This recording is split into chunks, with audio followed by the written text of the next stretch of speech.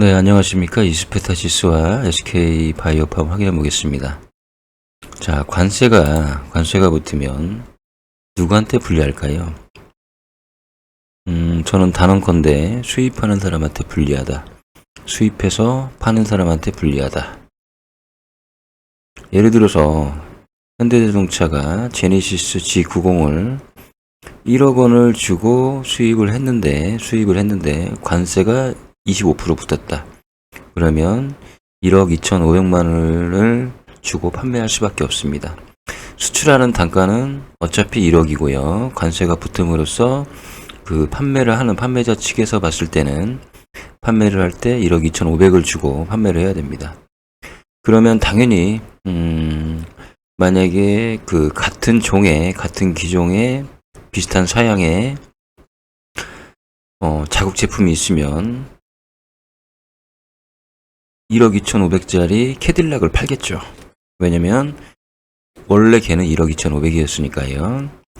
그래서 관세가 붙으면 수출이 감소한다. 뭐 그거는 당연한 이론이긴 합니다.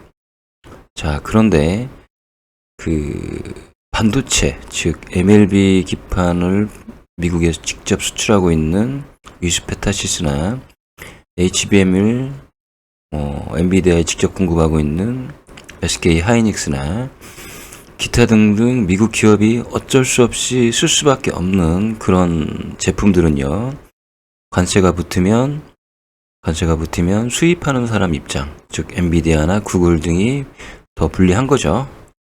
왜냐면 수요 공급 면에서 봤을 때 그만큼 수요보다 공급이 부족하기 때문에 이스페타시스나 SK 하이닉스 그리고 자국에서 생산이 불가한 그런 제품이기 때문에 한국 시장을 의존을 하는 거죠. 예, 그러면 뭐 일반 자동차, 미국은 자동차 시장이 있죠. 그리고 뭐 일반 뭐 K-뷰티, 미국도 나름대로 뭐 화장품이 있고 무슨 마스크팩이 있고 다 그럴 겁니다. 그런데 이제 한국 제품에 관세가 붙어서 가격이 올라가면 자국 걸 쓰겠지만 반도체라던가 그런 특수한 기술의 제품들은 자국에서 생산이 안 되기 때문에 한국의 제품을 사용하는 것입니다. 그래서 수입은 안 할 수는 없고 관세가 붙으면 오히려 미국 자국의 그 회사가 더 불리한 거죠. 물론 그 이스페타시스는 TTM 테크놀로지라는 세계 시장 점유 1위인 기업이 있습니다. 그렇지만 저는 그렇게 생각을 합니다. 이스페타시스는 2위입니다. PCB 쪽에서 봤을 때는 그 TTM과 따져봤을 때 2위가 될 수밖에 없다. 네, 그렇지만 MLB 시장은 좀 다르지 않나 그런 생각이 듭니다. 왜냐하면 그만큼의 퀄리티를 이스페타시스가 맞출 수 있는 기술력이 있기 때문에 직접 공급을 받는 것이 아닌가 그런 저는 생각을 합니다. 네. 과연 이제 TTM 테크놀로지가 그 모든 수요를 다 공급할 수 있느냐? 만약에 그럴 수 있었다면 이스페타시스는 MLB를 직접 수출을 못했겠죠. 그만큼 수요 공급으로 방향으로 봤을 때는 수요가 공급이 수요를 지금 따라가지 못하고 있는 거 아닌가. 네, 그래서 관세의 영향은 물론 제가 뭐 이스페타시스의 기업에 관련된 것을 세세히 알지는 못합니다. 그렇지만 그런 정황을 봤을 때는 영향을 크게 받지 않을 것이다 라는 생각을 합니다. 자, 그러면 이스페타시스가 지금 52,000원. 네, 금일은 갭 상승을 했다 하락을 했죠. 그래서 어제의 종가인 52,700원까지는 현재 미치지 못하고 있긴 한데 전형적인 지금 고가놀이 형태이고 크게 여기서 저는 어제의 종가, 그러니까 금요일이죠. 금요일의 종가 이상을 사실 기대를 하고 있긴 한데요. 당장 내일 있을 관세의 영향이 있었다면 벌써 얘는 많은 하락을 하고 있었을 것입니다. 그래서 금일 정도 보니 그다지 그다지 크게 영향을 받지는 않을 것이다. 저는 그렇게 보고 있습니다. 프로그램이 보시면 매도를 초반에 많이 하다가 매수세로 전환을 했습니다. 네. 무엇이 들어올까요? 저는 일단 크게 두려워하지 않아도 된다라는 말씀을 드립니다. 자, 이슈베타 시스는 여기까지 확인해 보도록 하고요. 내일 또 보면 금일에 제 영상의 결론이 나오겠죠. 맞는지 틀리는지, 네, 그거에 대한 결과가 나오겠죠. 자, SK바이오폼 보겠습니다. 금일 저는 이제 매수를 하기 시작했습니다. 딱 열흘간만 매수할 겁니다. 열흘간만. 예를 들어서 지금 자리는 매수하기 매력적인 자리이고요. 또 상승을 하다가 또 하락할 때, 네, 상승을 하다가 하락할 때, 여기가 지금 보면 93,000원에서 적게는 대략적으로 한 89,000원. 네. 요 라인에서 계속 그동안은 저항과 지지를 받고 있었죠. 네. 저항과 지지를 받고 있었죠. 93,000원에서. 그래서 10일 거래 동안 93,000원 올라가면 어차피 사면 안 되고, 그 다음에 9만원 아래에서는 9만원 아래에서는 무조건 사야 되고, 많은 물량을 사야 되고, 9만원대에서는 소량으로 매수하는 게 맞다. 저는 이렇게 보고 있습니다. 왜냐면 기왕이면 싸게 사는 게 좋죠.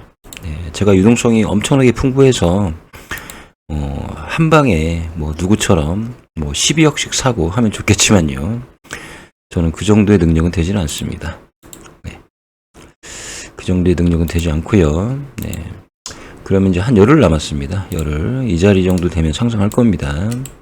상승을 하고 한 14일 후에는 일목균형표의 구름이 바뀌어 있을 겁니다. 네. 그래서 지금부터 차곡차곡 모아 놓으시는 것도 괜찮고요. 제가 분명히 말씀드렸습니다. 열흘 남았다고요. 내일 또 관세 협상이 있기 때문에 갑자기 한 89,000원, 7,000원, 8,000원까지 떨어질 수도 있습니다.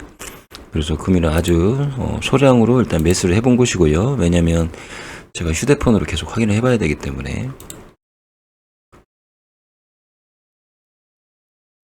이동평균선을 보시면은 이제 61평이 이제 핵심입니다.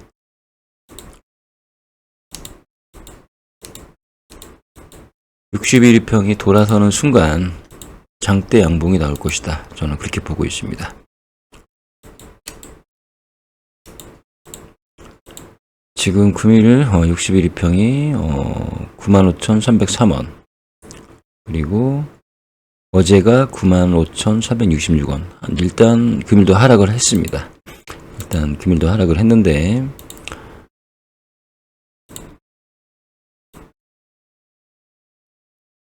공교롭게도 61평 같은 경우에도 대략 한 열흘 정도, 61평은 열흘이 더 걸리긴 하겠네요. 더 걸리긴 하는데 한 19일 정도 남았습니다. 엊그제 제가 20일 말씀드렸는데, 네. 그러면은 얘가 특별하게 어떤 모멘텀이 있느냐, 아직은 없어 보입니다. 그래서 세력들이 갑자기 장대 양봉을 띄워서 올리기에는 좀 부담스럽지 않나, 그런 생각은 합니다. 그래서 그런 경우가 그래도 한 20-30%, 한 20% 정도 확률은 있지만 나머지 80%는 시간에 의해서 해결될 것이다. 저는 그렇게 보고 있습니다. 차트 형태만 보셔도 지금 보시면 전형적인 지금 하방 매집형 쪽으로 지금 차트가 만들어지고 있습니다. 아래 매물이 좀 더 쌓여야 되는데 그러기엔 시간이 좀 걸릴 것이다. 네.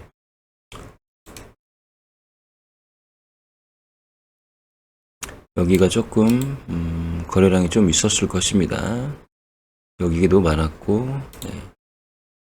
거래 대금을 볼까요? 여기는 크게 많지는 않았네요. 여기는 크게 많지는 않았지만 이날 엄청난 거래 대금이 터졌죠. 자, 이날 매집한 세력은 바로 외국인이다. BII 지표를 보시면은 일단 외국인의 어떤 수량을 보시죠. 예, 이날 매집한 세력은 외국인이다. 하루 만에 거래량으로 따져보면 뭐 235만 주죠. 네, 10몇만 원짜리 주식을 200만 주 이상 거래되면서 이 정도 거래 대금이 들어왔다. 상당히 많이 매집을 한 거죠. 외국인이 이때 보시면 890, 1300 보시면 보이스랑이 890만 주에서 이날 거래대금, 이게 지금 거래대금이죠? 잠깐만요. 928만, 890에서 거의 30만 주 정도, 30만 주 정도를 이날 매수를 했습니다. 외국인들이요. 자, 그러면 이렇게 보셔야 되죠. 이날 890만 주를 가지고 있었는데요. 지금은 몇 주나 가지고 있을까요? 네, 860만 주.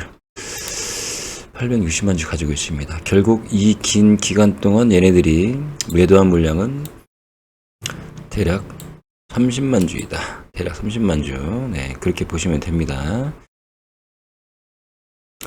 자, 이제 그러면 저는 이렇게 보여지죠. 여기에 쌓여있는 매물층이 18.9%. 네, 18.9%인데요. 자, 개인은 이날 다 팔았죠? 다 팔고, 그리고 이때부터 사기 시작을 하죠. 네. 마이너스 490에서 370. 뭐, 그렇게 많이 산 건 아니지만,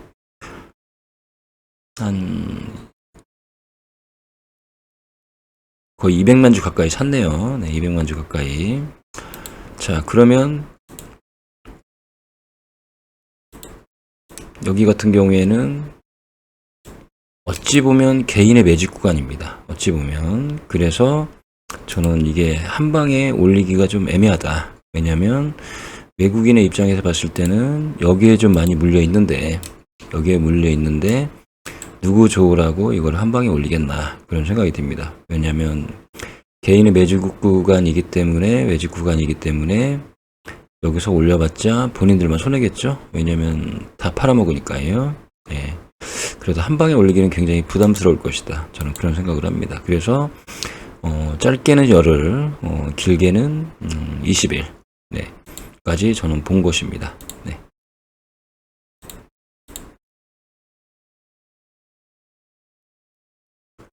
그리고 특별히 주가를 올릴 만한 모멘텀이 없죠. 현재로서는요. 그래서 차트로만 보고 판단할 수밖에 없는데요.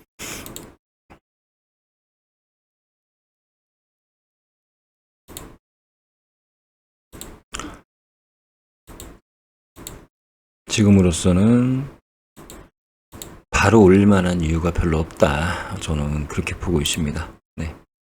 보시면 이제 신용도 마찬가지죠. 제가 아까 고용을 어제 말씀드리면서 이 신용과 개인의 어떤 그런 상황들 이런 걸 봤을 때는 외국인이 바로 올릴 만한 그런 상황은 아니다. 이렇게 저는 보여집니다. 네. 이런 형태가 아마 있을 수도 있다. 그런 판단도 해봅니다. 예를 들어서 이스페타시스가 갑자기 상승할 때 캔들의 모양을 보시면요. 갑자기 상승할 때 캔들의 모양을 보시면 이런 형태죠. 이런 형태 아랫꼬리 이런 게 보시죠. 여기가 이제 캔들을 합치면 양봉에 3일 동안 엄청나게 긴 이런 모양의 그 교수형이죠. 교수형. 네. 이런 캔들을 한번 만들고 올릴 수 있다. 그리고 그런 식으로 올라간 주가들이 꽤 많이 있습니다. 그런 식으로 올린 주가들이 꽤 많이 있습니다.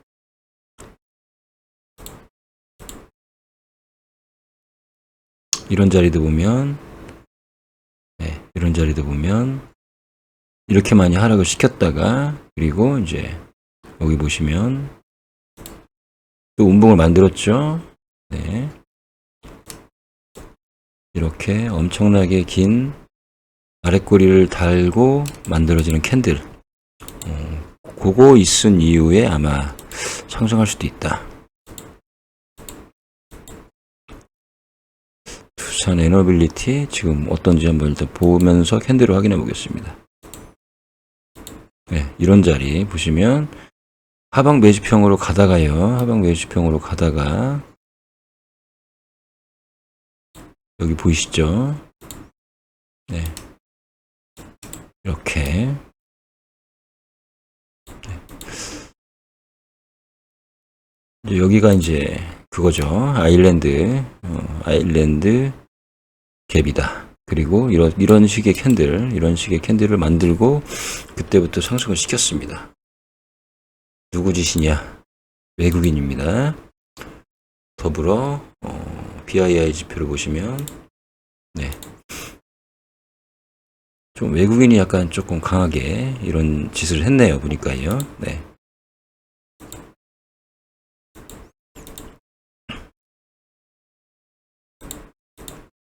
자, 그래서 저는 SK바이오팜은 여기 라인에서 여기 라인 사이에 좀 낮은 구간에서 좀 매수를 계속 해나가는 게 좋다. 한 열흘 정도.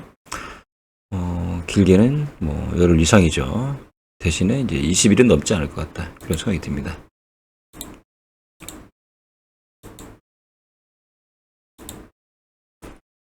자, 날씨도 더운데 고생들 많으시고요. 이스페타시스는 많이 올라왔네요. 또 네, 많이 올라왔습니다. 네.